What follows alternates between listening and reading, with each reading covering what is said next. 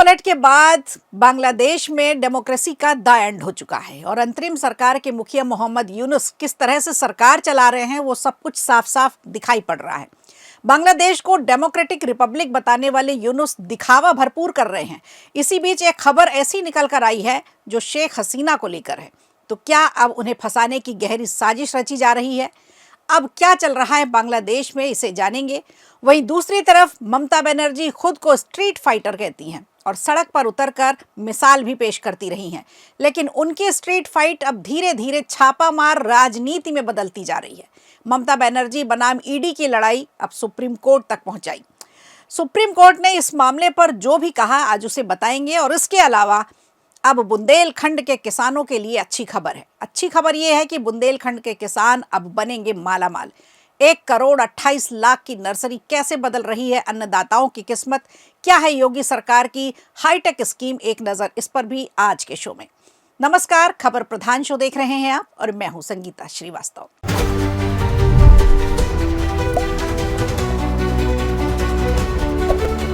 देखिए, बांग्लादेश की राजनीति में एक बार फिर उलटफेर होता हुआ दिखाई पड़ रहा है। अंतरिम सरकार के मुखिया मोहम्मद यूनुस के एक बयान ने देश की सियासत में हलचल मचा दी है। यूनुस ने साफ कहा है कि अगर अवामी लीग अपने पिछले शासन को लेकर सार्वजनिक रूप से माफी मांगती है तो सरकार उसके साथ सुलह और राजनीति प्रक्रिया में वापसी पर विचार कर सकती है।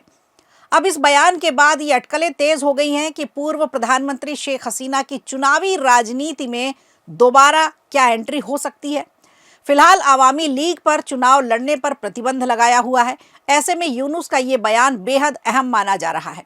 मोहम्मद यूनुस ने स्पष्ट शब्दों में कहा है कि अवामी लीग को अपने कार्यकाल के दौरान हुए कथित कुशासन और मानवाधिकार उल्लंघनों के लिए देश की जनता से माफी मांगनी होगी। यूनुस इससे पहले भी इस तरह की मांग कर चुके हैं, लेकिन इस बार उनका बयान इसलिए ज्यादा महत्वपूर्ण है क्योंकि ये सीधे सीधे चुनावी प्रक्रिया के बीच में आया है। ये बयान ऐसे वक्त में आया है जब बांग्लादेश के राष्ट्रीय सुरक्षा सलाहकार खलीलुर रहमान अमेरिका और यूएई की 5 दिन की यात्रा से लौटे हैं। अमेरिका में खलीलुर रहमान ने स्टेट डिपार्टमेंट के वरिष्ठ अधिकारियों पॉल कपूर और एलिसन हुकर से मुलाकात की। हालांकि इन बैठकों की आधिकारिक जानकारी सामने नहीं आई है, लेकिन राजनीतिक जानकारों का मानना है कि इन चर्चाओं में बांग्लादेश के चुनाव और सभी दलों की भागीदारी का मुद्दा उठा। अब तक अमेरिका ने सार्वजनिक रूप से ये नहीं कहा कि यूनुस सरकार को समावेशी चुनाव कराने चाहिए, लेकिन भारत लगातार ये रुख दोहराता रहा है कि बांग्लादेश में चुनाव सभी राजनीतिक दलों की भागीदारी के साथ होने चाहिए। नवंबर 2025 में नई दिल्ली में भारत के एनएसए अजीत डोभाल और रहमान की मुलाकात में भी यही मुद्दा चर्चा में रहा था। दूसरी ओर बांग्लादेश नेशनलिस्ट पार्टी यानी बीएनपी चुनावी तैयारियों में पूरी तरह से जुट चुकी है। दिसंबर 2025 में कार्यकारी अध्यक्ष तारिक रहमान की बांग्लादेश में वापसी के बाद बीएनपी के नेता जमात इस्लामी पर अब खुलकर हमलावर हैं। जमात और उसकी सहयोगी नेशनल सिटीजन्स पार्टी पर चुनावी प्रक्रिया को प्रभावित करने के आरोप लगाए जा रहे हैं। अब राजनीतिक विश्लेषकों का मानना है कि अगर अवामी लीग और शेख हसीना मोहम्मद यूनुस की शर्तों को स्वीकार कर लेती हैं तो बांग्लादेश का पूरा राजनीतिक परिदृश्य ही बदल जाएगा। ऐसी स्थिति में 12 फरवरी 2026 को प्रस्तावित चुनाव टाले भी जा सकते हैं और नई चुनावी अधिसूचना जारी हो सकती है।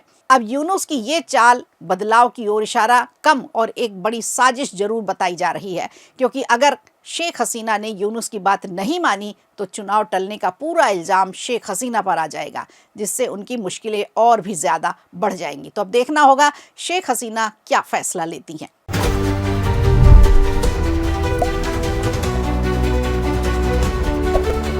और इधर ईडी और पश्चिम बंगाल सरकार के बीच चल रहे टकराव पर आज सुप्रीम कोर्ट में सुनवाई हुई।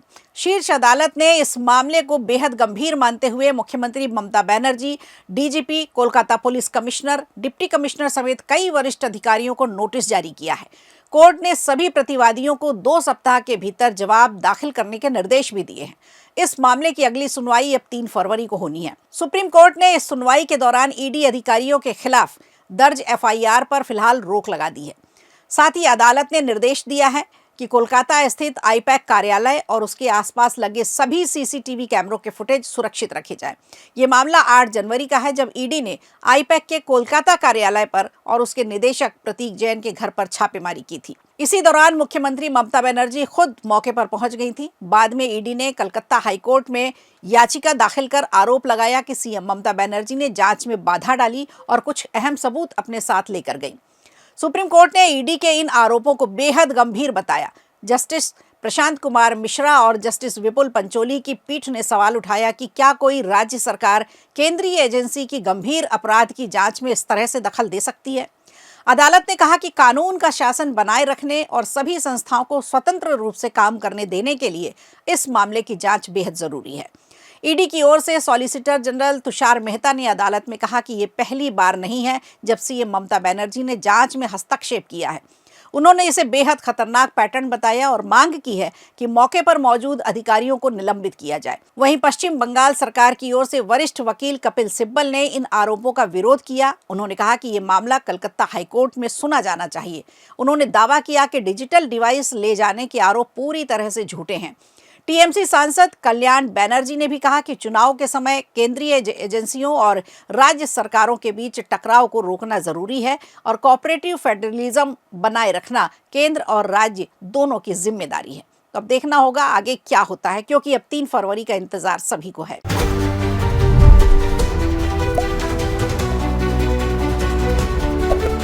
और इधर बुंदेलखंड के किसानों के लिए अच्छी खबर है। अच्छी खबर में हम आपको बताएंगे, लेकिन बुंदेलखंड की पथरीली जमीन और मुश्किल मौसम की मार झेलते किसानों के लिए महोबा से राहत भरी खबर सामने आई है। उत्तर प्रदेश की योगी सरकार की हाईटेक नर्सरी योजना आज किसानों की आय दुगनी करने की दिशा में एक गेम चेंजर बनकर उभरी है। महोबा के जैतपुर कृषि विज्ञान केंद्र में बनी ये नर्सरी न सिर्फ बुंदेलखंड बल्कि पड़ोसी राज्य मध्य प्रदेश के किसानों के लिए भी किस्मत बदलने वाली है। दरअसल मुख्यमंत्री योगी आदित्यनाथ की पहल पर करीब 1 करोड़ 28 लाख रुपए की लागत से 2 एकड़ में फैली इस हाईटेक नर्सरी की स्थापना की गई है। यहाँ खेती अब पूरी तरह से आधुनिक तकनीक पर आधारित है। बीज बोने से लेकर सिंचाई करने तक का काम पूरा ऑटोमेटिक मशीनों से होता है। नर्सरी के अंदर तापमान को नियंत्रित रखने के लिए आधुनिक पंखे और एग्जॉस्ट सिस्टम लगाए गए हैं, जिससे पौधों को हर मौसम में अनुकूल माहौल मिलता है। इस तकनीक का सबसे बड़ा फायदा यह है कि अब किसानों को सर्दियों की सब्जियों को पौध गर्मी में भी आसानी से मिल रही है। यहाँ तैयार किए जा रहे आलू, लौकी, तुरई, खीरा जो हर रोज़ दिनचर्या में हमारी सब्जियाँ होती हैं, उनके पौधों को लगाया जा रहा है। लगाया बस नहीं जा रहा, उन्हें पोषित भी किया जा रहा है, उन्हें मजबूती दी जा रही है और उन्हें रोग मुक्त रखा जा रहा है। यही वजह है कि किसान अब पारंपरिक दलहनी फसलों को छोड़कर सब्जी उत्पादन की तरफ तेजी से आगे बढ़ रहे हैं। महोबा, झांसी, बांदा, हमीरपुर के साथ साथ मध्य प्रदेश के छतरपुर और लवकुश नगर से भी किसान बड़ी संख्या में यहाँ पौधे लेने पहुंच रहे हैं। उद्यान विभाग के अधिकारी सुरेश कुमार के मुताबिक इस योजना का मकसद किसानों को बिचौलियों से बचाना है। उन्हें सीधे सीधे उन्नत तकनीक से जोड़ना है, उन्नत बीज देकर उन्नत खेती करवानी है। तो कुल मिलाकर महोबा की ये हाईटेक नर्सरी आज पूरे बुंदेलखंड के लिए आधुनिक खेती का मॉडल बन चुकी है, जहां तकनीक के सहारे किसान अपनी मेहनत को मुनाफे में बदल रहे हैं। तो खबर प्रधान में आज के लिए इतना ही। दीजिए इजाजत, नमस्कार। वीडियो अच्छा लगा हो तो लाइक कीजिए, शेयर कीजिए और कमेंट बॉक्स में हमें जरूर बताइए।